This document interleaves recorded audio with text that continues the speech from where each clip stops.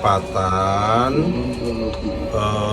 pengelolaan kawasan swasembada pangan tersebut sudah sampai mana.